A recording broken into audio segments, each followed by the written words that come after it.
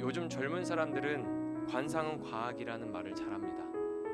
옛날에는 생긴 대로 논다, 얼굴값 한다, 그런 말을 많이 했던 것 같습니다. 그런데 요즘 사람들은 관상이 과학이다라는 말을 합니다. 얼굴을 보면 대충 어떤 사람이 감이 온다는 의미죠. 우리 옆에 있는 사람들 얼굴을 좀 살펴보실까요? 어떻게 얼굴을 보니까 좀 뭐가 좀 보이세요? 얼굴 보니까 좀 보이시나요? 네, 고개를 못 움직이죠. 네.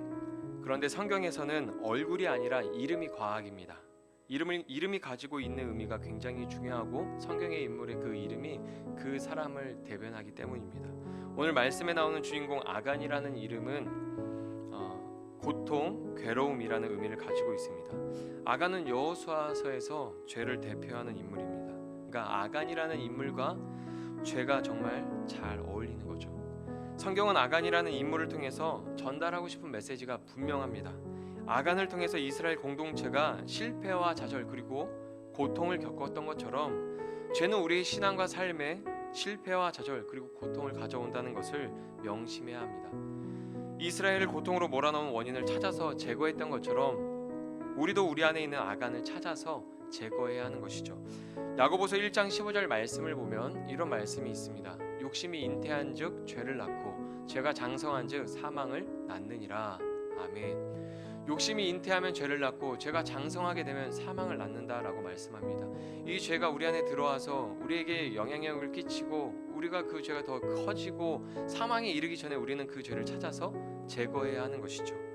사과나 귤과 같은 과일을 모아두었을 때 골문 게 있으면 그 옆에 있는 과일에게 나쁜 영향을 줍니다. 그래서 어떻게 해야 합니까? 골문 게 있으면 빨리 버려야 되고 그것을 구별해서 버리고 온전한 것을 잘 구별해 두어야 우리가 오랫동안 싱싱한 과일을 먹을 수가 있습니다. 죄의 결과는 분명합니다. 고통과 괴로움을 가져다주고 반드시 우리를 죽음으로 몰아갈 것입니다. 그렇기 때문에 우리 안에 있는 죄를 찾아서 제거하고 그것을 구별해서 멀리하고 버리는 것이 굉장히 중요한 것이죠. 아간이라는 인물이 자기의 욕심을 따라 하나님의 것을 훔쳤을 때 그 죄가 공동체에 어떤 영향을 미쳤습니까? 이스라엘 공동체에 굉장히 부정적인 영향을 가지고 왔습니다. 하나님의 명령에 철저히 순종하며 은혜를 따라 살았던 이스라엘 공동체가 자기의 방법을 취하고 인간적인 방법을 따라서 수를 계산하게 됩니다. 하나님의 은혜는 수를 계산하는 공식과는 거리가 멀죠. 그런데 이스라엘은 은혜의 삶을 뒤로하고 인간적인 방법을 취하고 자기의 능력으로 나아가는 어리석은 길을 가게 됩니다. 아간의 죄가 누룩처럼 이스라엘 공동체에 번졌기 때문이죠. 아간이라는 인물은 그 수많은 이스라엘 사람 중에 굉장히 작은 한 사람인데 그 작은 죄가 이스라엘 공동체에 들어오고 누룩처럼 번지니까 그런 일들이 일어나게 되는 것이죠. 여호수아 7장 2절에서 3절 말씀 같이 한번 읽어볼까요? 시작. 여호수아가 여리고에서 사람을 베델 동쪽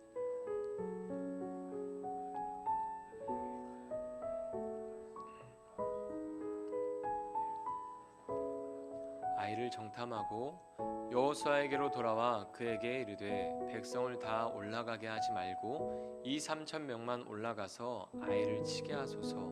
그들은 소수이니 모든 백성을 그리로 보내어 소고롭게 하지 마소서 하므로.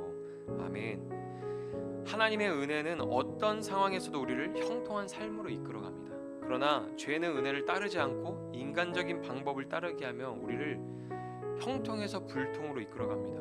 왜 매번 하나님께 물어보던 사람들이, 왜 하나님을 찾고 하나님의 도우심을 구하던 그 사람들이 하나님께 물어보지 않고 하나님을 찾지 않고 인간적인 방법을 취하나요? 죄로 그들의 영적인 기능이 마비가 되었기 때문입니다. 우리도 마찬가지입니다. 아무리 작은 죄라도 회개하지 않는다면 그 죄가 우리의 영적인 기능을 마비시키는 것입니다. 영적인 기능이 마비가 되면 엔진에 기름때가 끼어서 조금만 운전을 해도 에너지 소비가 심해지는 것처럼 인생이 버겁고 힘들어지게 되는 것이죠.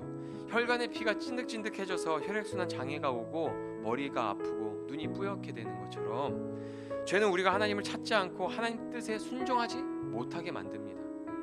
오늘 말씀을 통해서 아간이라는 인물이 이스라엘 공동체와 그의 가정에 미친 영향을 기억하고 아주 작은 죄도 아간처럼 우리 개인과 가정에 악한 영향을 준다는 것을 기억하고 그 죄악을 제거하시기 바랍니다. 인생을 살면서 기회를 놓치지 않는 것은 굉장히 중요한 것 같습니다. 인생을 살다 보면 3번의 기회는 온다, 이런 말 들어보셨죠? 이런 말을 우리가 쉽게 들어보고 어떨 때는 우리가 이런 말을 하기도 합니다. 정말 살다 보면 좋은 기회가 찾아옵니다. 우리가 어떤 노력해서 좋은 기회를 빌드업해서 만들어 가기도 하지만 정말 우리 인생에 좋은 기회들이 오게 되죠. 근데 그러나 욕심 때문에 그 기회를 놓쳐버리기도 하고 두려움 때문에 그 기회를 잃어버리기도 합니다. 그런데 신앙생활에서도 놓치지 말아야 되는 기회가 있어요. 바로 회개할 기회입니다. 오늘 본문을 보면 이스라엘 공동체 안에 숨겨진 망령된 일을 찾아서 제거하려고 제비뽑기를 합니다. 이 일이 이스라엘 공동체에 얼마나 중요한 일이었는지 몰라요. 자기들이 모르게 지은 죄를 찾아서 제거하는 일이 이스라엘 공동체는 굉장히 중요한 일이었습니다. 여호수아가 아침 일찍 일어나서 이스라엘 온 지파를 모으고 제비를 뽑습니다. 중요한 건 아침 일찍 일어나서 그 일을 진행시켰다는 것이죠. 여호수아서를 읽다 보면 아침 일찍 일어나서란 이 동사가, 이 단어가 6번이나 등장합니다. 그런데 이 말은 항상 이스라엘 공동체가 어떤 중요한 순간에 등장해요. 요단강을 건널 때, 여리고성을 무너뜨릴 때, 그리고 이 7장 말씀 모든 죄의 문제가 해결되고 다시 아이성을 재공격할 때 이 말씀이 등장합니다. 아침 일찍 일어나서. 그런데 이스라엘 공동체를 실패와 좌절로 몰아갔던 죄를 찾아서 제거할 때도 아침 일찍 일어나서라는 단어가 사용됩니다. 이것이 의미하는 바가 무엇입니까? 죄를 찾아서 제거하고 거룩한 공동체로 세우고 지키는 일이 요단강을 건너가고 여리고성을 무너뜨리고 다시 아이성을 무너뜨리는 그 일만큼 중요하다는 것이죠. 하나님 말씀에 순종하고 눈에 드러나는 일들, 보이는 일들도 중요하지만 감추어진 죄를 찾아서, 눈에 보이지 않는 그 감추어진 죄를 찾아서 제거하는 일도 그만큼 중요한 일이었던 것입니다. 우리가 이 말씀을 통해서 돌아볼 때 죄를 소홀히 여기고 죄에 대한 회개가 없는 것은 굉장히 안타까운 일이죠. 개인적으로 교회 공동체가 죄에 대해서 민감하게 반응하지 않는 것은 굉장히 안타까운 일입니다. 여호수아 7장 16절에서 18절 말씀이 있습니다. 같이 한번 읽어보겠습니다. 시작. 이에 여호수아가 아침 일찍 일어나서 이스라엘 그의 지파대로 가까이 나오게 하였더니 유다 지파가 뽑혔고, 유다 족속을 가까이 나오게 하였더니 세라 족속이 뽑혔고, 세라 족속의 각 남자를 가까이 나오게 하였더니 삽디가 뽑혔고, 삽디의 가족 각 남자를 가까이 나오게 하였더니 유다 지파 세라의 증손이요 삽디의 손자요 갈미의 아들인 아간이 뽑혔더라. 아멘. 모두 4번의 제비뽑기가 진행되는 그 시간, 죄를 자복하고 회개할 수 있는 시간이 주어진 것은 아니었을까요? 아간이라는 사람한테. 아간에게는 그 순간이 숨막힐 정도로 긴장되는 순간이었을 것 같아요. 제비를 뽑고 유다 지파가 모이고, 유다 지파가 모인 상태에서 또 세라 족속으로 나눠지게 되고, 그때마다 막 쿵쿵쿵 마음이 막 무너져 내리고 막 두려워서 숨 막혔을 것 같습니다. 제비뽑기를 하면 할수록 범위가 점점 좁혀져 오잖아요. 유다 지파, 12지파 가운데 유다 지파 가운데 세라 족속, 그리고 삽디, 점점 범위가 좁혀져 오고 있잖아요. 제가 아간이었으면 제비뽑기 한 2번 했을 때 세라 족속이라고 이렇게 딱 나왔을 때 뛰쳐나왔을 것 같아요. 제가 잘못했어요. 제가 그만 실수했어요. 충동적으로 제가 잘못을 저질렀습니다. 용서해 주세요라고 뛰쳐나왔을 것 같아요. 너무 무서워서. 그런데 아간은 왜 끝까지 죄를 고백하지 않았을까요? 아간은 왜 죄를 회개할 수 있는 기회를 놓치고 말았을까요? 혹시 보셨는지 모르겠지만 영화 밀정을 보면 친일파 역을 맡았던 이정재 씨가 죽기 전에 왜 친일을 했는지 물어보는 질문에 이렇게 말합니다. 해방될 줄 몰랐으니까. 왜 친일을 했다고요? 독립할 줄 몰랐으니까. 아간이 왜 죄를 범했을까요? 발각될 줄 몰랐기 때문입니다. 그 죄로 오늘날 이렇게 심판대 위에 서게 될 줄 몰랐기 때문에 쉽게 죄를 범하고 죄를 숨겼던 것이죠. 당시 이스라엘 사람 성인 남성이 60만 명이 넘었습니다. 그 중에 아간 한 사람 찾아내는 것은 모래밭에서 바늘을 찾아내는 것과 똑같은 일이죠. 아간은 분명히 자신이 발각될 거라고 생각을 하지 못했습니다. 아간의 입장에서 제가 생각해 보았을 때 두 가지 생각이 듭니다. 첫째는 죄를 들키지 않을 것이라고 생각했기 때문이고, 둘째는 죄를 고백했을 때 오는 징벌이 너무 무서워서 고백하지 못했을 수도 있습니다. 타이밍을 놓친 거죠. 결과가 무엇이든지 의도가 무엇이었든지 기회가 주어졌을 때 회개하지 않으면 죄의 결과를 책임져야 합니다. 예수님을 믿고 죄의 사함을 받지 않으면 예수님께서 마지막 날 심판의 주로 이 땅에 다시 오셨을 때 우리는 자신의 죄에 대해서 책임을 져야 합니다. 마태복음 24장에 나오는 달란트 비유를 보면 한 달란트를 받은 종이 주인에게 악한 종이란 말을 듣고 슬피 울며 고통을 당하게 됩니다. 그가 왜 은혜를 누리지 못했습니까? 한 달란트라는 그 큰 은혜를 받고도 왜 은혜를 누리지 못했습니까? 주인에 대해서 오해했기 때문입니다. 하나님은 죄를 회개하는 것을 이 세상에서 가장 귀하게 여기십니다.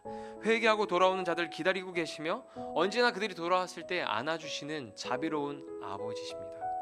탕자의 비유를 보면 잘못한 둘째가 돌아왔을 때 그 아버지가 달려가서 그를 끌어안아 주시죠. 하나님은 죄인이 돌아오기를 기다리시고 돌아오면 끌어안아 주시고 축제를 열어주시는 분입니다. 기회가 주어졌을 때 죄를 고백해야 합니다. 오늘 말씀이 우리에게 죄를 고백하라고 기회를 주고 있는 것입니다. 아간을 통해서 우리가 죄가 우리 안에 얼마나 깊이 은밀히 들어오는지 살펴보시기 바랍니다. 이 아간이라는 인물을 통해서 우리 안에 죄가 얼마나 은밀하게 깊이 들어와 있는지 확인해 보시기 바랍니다. 여호수아 7장 20절 21절에 이렇게 기록하고 있습니다. 아간이 여호수아에게 대답하여 이르되 참으로 나는 이스라엘의 하나님 여호와께 범죄하여 이러이러하게 행하였나이다.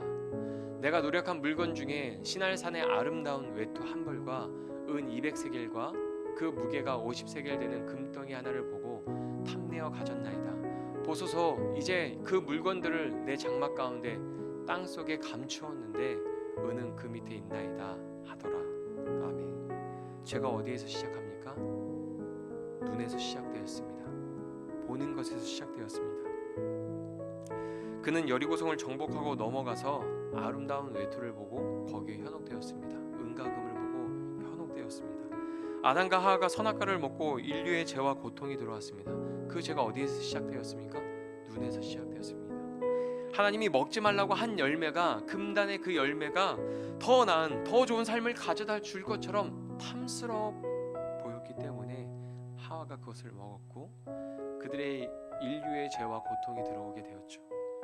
우리 안에 깊이 자리 잡고 있는 탐심을 조심하시기 바랍니다. 골로새서 3장 5절에 이렇게 말씀하고 있습니다. 그러므로 땅에 있는 지체를 죽이라. 곧 음란과 부정과 사욕과 악한 정욕과 탐심이니 탐심은 우상 숭배니라. 아멘. 광야 40년 생활을 하면서 제대로 된 옷이나 신발을 신어보지 못한 아간이 이해가 될 수 있어요. 그 얼마나 화려합니까? 신할의 그 외투가 자료를 찾아보면 금실로 이렇게 만들어서 막 왕족이 입는 그런 귀한 고급진 옷이에요. 지금으로 따지면 아주 명품 중에 명품 옷이에요. 생전 처음 보는 그런 화려한 옷입니다. 40년 동안 강야 생활하면서 한 벌의 옷을 입고 살았어요. 신발 하나 가지고 살았어요. 근데 그 외투 보면 눈이 돌아갈 만하죠. 현혹될 만합니다. 아간이 이해가 될 법해요. 그런데 이해가 되면 안 됩니다. 이 아간이 이해가 되면 안 돼요. 신명기 29장 5절 말씀입니다. 주께서 40년 동안 너희를 광야에서 인도하게 하셨거니와 너희 몸의 옷이 낡아지지 아니하였고 너희 발의 신이 헤어지지 아니하였으며. 하나님이 은혜를 베푸시면 옷 한 벌로도 40년을 거뜬히 살 수 있다는 걸 기억해야 합니다. 하나님께서 은혜를 베푸시면 나의 삶에 부족함이 없다는 것을 우리는 기억해야 합니다. 잠깐의 탐욕이 그 은혜를 끊어버리는 것이죠. 탐욕을 조심하십시오. 그런데 아간에게 죄가 얼마나 은밀하게 깊이 들어왔나 보십시오. 아간이 생활한 장막 가운데 그 장막 중심의 땅 속에 은과 금을 넣어두고 그 외투로 그것을 덮어두었습니다.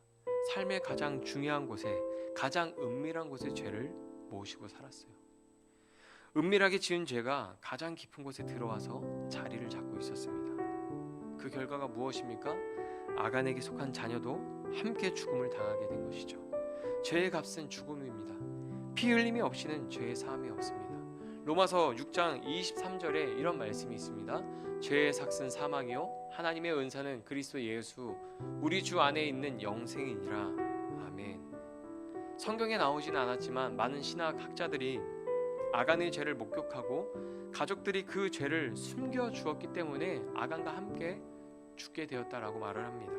만약에 제비를 뽑을 때 12지파를 다 모아서 제비를 뽑을 때 유다 지파가 드러나고 그리고 세라 족속이 드러났을 때 가족들이 아간의 등을 밀어 넣었다면, 자 지금 회개해야 돼, 더 늦기 전에 회개해야 돼, 등을 밀어 넣었다면, 그 제비 뽑기를 하는 그 과정 가운데 가족들이 아간과 손잡고 함께 나와서 사실 저희가 이런 죄를 범했습니다, 회개했다면 아간의 이야기는 어떻게 끝났을까요? 아간이 여호수아 앞에 나왔을 때 여호수아가 아간에게 죄를 자복하라고 요청합니다. 여호수아 7장 19절 말씀입니다. 그러므로 여호수아가 아간에게 이르되 내 아들아 청하노니 이스라엘의 하나님 여호와께 영광을 돌려 그 앞에 자복하고 내가 행한 일을 내게 알게 하라. 그 일을 내게 숨기지 말라 하니. 아멘. 여기에 자복이라는 단어에는 경배와 찬송의 의미가 담겨져 있습니다. 말씀을 보면서 이런 생각을 해보았습니다. 어쩌면 요단강을 건너고 여리고성을 정복하는 것보다 죄를 자복하는 것이 하나님께 경배와 찬송으로 올려지는 더 아름다운 예배로 드려지는 것은 아닐까. 여호수아가 또 말하죠. 여호와께 영광을 돌려라. 죄를 자복하고 너의 죄를 다 꺼내서 여호와께 영광을 돌려라. 그렇게 말을 합니다. 우리의 은밀한 죄를 여호와 하나님께 고백하는 일이 하나님을 영화롭게 하는 일이며 하나님께는 가장 아름다운 경배와 찬송으로 올려지는 것입니다. 우리 안에 은밀히 깊이 숨겨져 있는 죄를 하나님께 조용히 고백할 때 그 은혜가 주어질 것입니다. 성경을 보면서 조금 신기했던 것은 여호수아가 아간이 이렇게 앞으로 나올 때 내 아들아, 이 사랑이 담긴 따뜻한 음성으로 부르고 있는 점입니다. 저 같으면 아간한테 막 손가락질하면서 화냈을 것 같아요. 너 때문에 몇 명이나 죽은지 아니? 이스라엘 공동체 36명의 사람들이 죽고 우리가 큰 고통과 괴로움을 다 당했다. 이 수많은 사람이 너 한 사람의 욕심 때문에 이렇게 고통을 당했어 말하면서 막 호통치고 막 나무랬을 것 같아요. 너가 그 작은 욕심 때문에 우리가 고통을 당하고 괴로움 당하고 우리가 경험한 그 좌절감은 어떻게 할 거냐? 주변에 있는 대적들이 우리를 이제 우습게 보기 시작했다. 어떻게 할 거냐? 막 이렇게 몰아붙였을 것 같아요.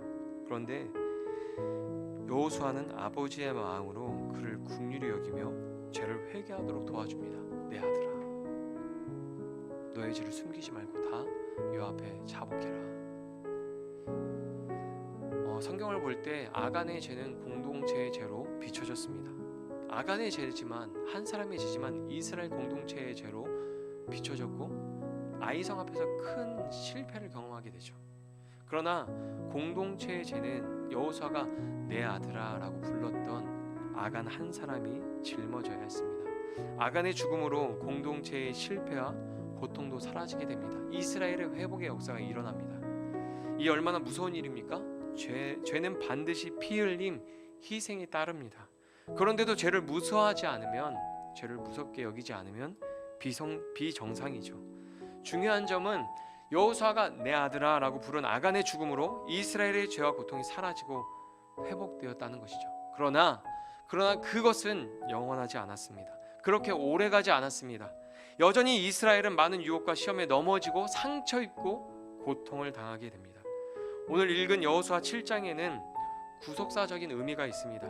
하나님은 백성을 구원하기 위해서 이 땅에 예수님을 보내주셨죠. 마태복음 1장 21절에 보면 이런 말씀이 있습니다. 아들 낳으리니 이름을 예수라 하라. 이는 그가 자기 백성을 그들의 죄에서 구원할 자이심이라 하니라. 아멘. 아간의 죽음이 이스라엘을 죄로부터 영원히 해방시켜 주는 것은 아니었습니다. 그러나 예수님의 죽음은 예수님을 믿는 모든 자들에게 영원한 자유를 주었습니다. 요한복음 3장 16절에서 18절 말씀 같이 읽어보겠습니다. 하나님이 세상을 이처럼 사랑하사 독생자를 주셨으니 이는 그를 믿는 자마다 멸망하지 않고 영생을 얻게 하려 하심이라. 하나님이 그 아들을 세상에 보내신 것은 세상을 심판하려 하심이 아니요 그로 말미암아 세상이 구원을 받게 하려 하심이라. 그를 믿는 자는 심판을 받지 아니하는 것이요 믿지 아니하는 자는 하나님의 독생자의 이름을 믿지 아니하므로 벌써 심판을 받은 것이니라. 아멘. 하나님을 가장 영화롭게 하는 것, 하나님을 가장 즐겁고 기분 좋게 하는 것은 죄를 회개하고 예수님을 믿는 것입니다. 여호수아 6장에서 라합 한 사람 때문에 온 가족이 구원을 얻고 은혜를 누리지만 오늘 우리가 읽은 여호수아 7장에서는 아간 한 사람 때문에 온 가족이 죽고 죄의 표본이 됩니다. 그가 그를 죽이기 위해서 돌을 던져서 그의 짐승과 모든 물건과 그의 가족들의 돌을 던진 그 돌들을 탑을 쌓아서 그 일들을 기념하죠. 죄의 표본이 됩니다. 그것을 뭐라고 부릅니까? 악을 골짜기, 괴로움의 골짜기라고 이름을 짓습니다. 여호수아 7장 26절 말씀입니다. 같이 읽어보겠습니다. 시작.